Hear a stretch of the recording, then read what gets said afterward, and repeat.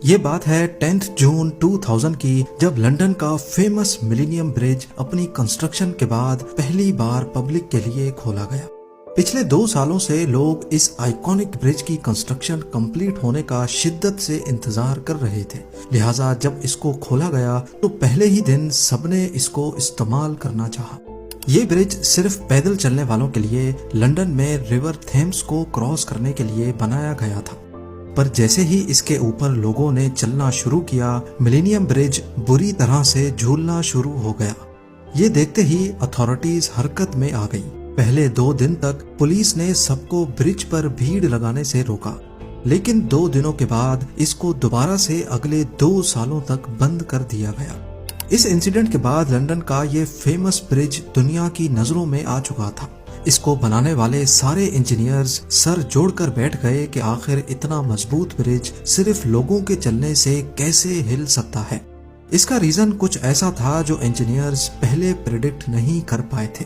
ये एक ऐसा मसला था जिसने कुदरत के कानून के खिलाफ जाने और फिजिक्स की सबसे बड़ी मिस्ट्री को झंझोड़ने की हिम्मत की। नाजरीन, आज से करीब 192 ईयर्स पहले 1831 में ब्रिटिश आर्मी के कुछ सोल्जर्स परेड करके नॉर्दर्न इंग्लैंड में वाक़े ब्रोटन सस्पेंशन ब्रिज के ऊपर से गुजर रहे थे। सोल्जर्स के फुट स्टेप्स की सिंक्रोनाइजेशन की वजह से ब्रोटन सस्पेंशन ब्रिज कोलैप्स हो गया, जिसमें 60 सोल्जर्स रिवर में जा गिरे और काफियों को गहरी चोटें भी लगी।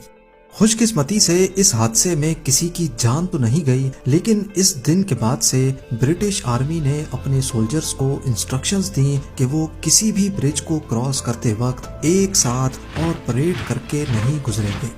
ये ना सिर्फ ब्रिटिश आर्मी बल्कि अगले कई सालों तक दुनिया भर में मिलिट्रीज की प्रैक्टिस रही, बल्कि कहीं कहीं तो आज तक इसको फॉलो किया जाता है। ये तो सोल्जर्स थे जिनके एक साथ पड़ने वाले कदमों ने ब्रोटन सस्पेंशन ब्रिज को गिरा दिया, लेकिन लंदन के मिलेनियम ब्रिज की फुटेज में देखा जाए तो एक अजीब चीज नोटिस करने को मिलती है। यहाँ पर चलने वाले लोग तो कोई सोल्जर्स नहीं है, पर इनके फुट स्टेप्स, इनके कदम आपस में इतने ज्यादा सिंक्रोनाइज हैं। और 21वीं सदी में बनने वाला ये मॉडर्न फुट ब्रिज इनकी सिंक्रोनाइजेशन बर्दाश्त क्यों नहीं कर पाया? इस बात का जवाब हमें 350 साल पहले हुए एक एक्सपेरिमेंट से मिलता है। 1665 में एक famous Dutch physicist Christian huygens ने दुनिया की पहली पेंडुलम क्लॉक बनाई थी।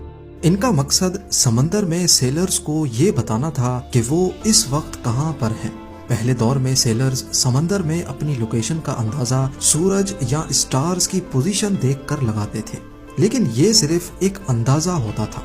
इससे लैटिट्यूड यानी नॉर्थ साउथ पोजीशन तो पता चल जाती थी, लेकिन अगर उनको एक्यूरेट टाइम पता होगा तो उससे उनको लॉन्गिट्यूड यानी अपनी ईस्ट वेस्ट लोकेशन का भी पता चल सकेगा। उस दौर में जो घड़ियां होती थीं वो एक दिन में 15 मिनट तक या तो आगे या पीछे हो जाती थी, यानी वो इस काम के लिए बेकार थी। huygens की बनाई हुई पेंडुलम क्लॉक दिन में सिर्फ 15 सेकंड तक आउट होती थी।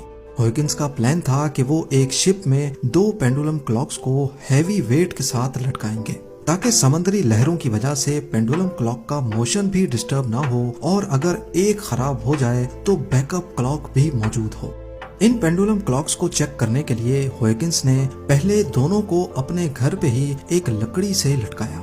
दोनों क्लॉक्स को एक एक करके स्टार्ट किया, लेकिन कुछ ही देर बाद उन्होंने नोटिस किया कि दोनों क्लॉक्स आपस में सिंक्रोनाइज हो गई हैं। लेफ्ट वाली क्लॉक का पेंडुलम लेफ्ट की तरफ स्विंग करता तो उसी वक्त राइट वाली क्लॉक का पेंडुलम राइट की तरफ। huygens को क्लॉक्स का ये अजीब बिहेवियर कुछ समझ नहीं आया। उन्होंने दोबारा से दोनों क्लॉक्स की मूवमेंट को हिलाया, लेकिन 30 मिनट के बाद वो दोनों दोबारा से एक दूसरे के साथ सिंक्रोनाइज हो गई। huygens का ख्याल था कि शायद इन दोनों के बीच में एयर प्रेशर का कोई कनेक्शन है, लिहाजा उन्होंने दोनों क्लॉक्स के बीच में एक कार्डबोर्ड रख दिया। लेकिन 2 मिनट के बाद वो क्लॉक्स एक दूसरे के साथ दोबारा सिंक्रोनाइज हो गई। फिर आखिरकार उन्होंने दोनों क्लॉक्स को एक दूसरे से अलग कर दिया, एक को एक कुर्सी से लटकाया तो दूसरी को दूसरी कुर्सी से।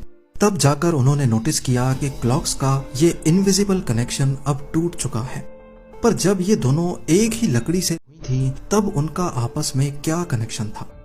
इस वीडियो में 32 मेट्रोनोम्स को एक टेबल पे रखकर अलग अलग टाइम पे स्टार्ट किया जा रहा है, यानी इनकी स्टार्टिंग सिंक्रोनाइज्ड नहीं है, लेकिन सिर्फ 2 ही मिनटों के बाद आप देख सकते हैं कि ये 32 की 32 मेट्रोनोम्स हैरतअंगेज तौर पे खुद ब खुद आपस में सिंक्रोनाइज हो गई हैं, जबकि बज़ाहिर इनका इस टेबल के अलावा आपस में कोई कनेक्शन नहीं है।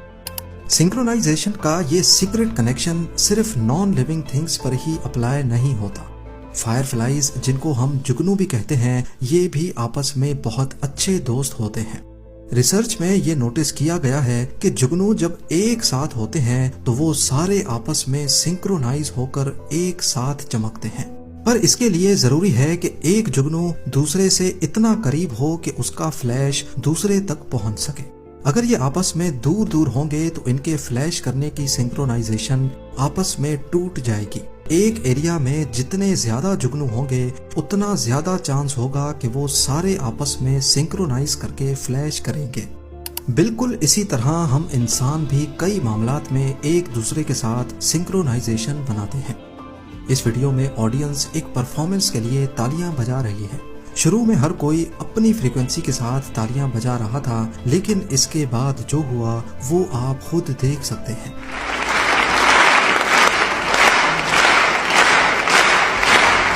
इन लोगों को किसी ने भी ऐसा करने के लिए बोला नहीं था, लेकिन फिर भी सबने अपनी तालियों की फ्रीक्वेंसी को एक दूसरे के साथ मैच कर डाला। सिंक्रोनाइजेशन का ये फिनोमिना किसी एक दो चीजों तक महदूद नहीं है।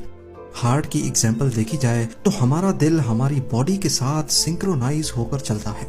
एक नॉर्मल इंसान अगर तेज भागेगा तो उसका हार्ट रेट फौरन उसके साथ साथ बढ़ता जाएगा, क्योंकि हार्ट को ऑक्सीजन से भरपूर ब्लड ब्रेन तक पहुंचाना होता है। लेकिन अगर हार्ट में कोई मसला हो जाए तो उसकी सिंक्रोनाइजेशन बॉडी के साथ मैच नहीं करती।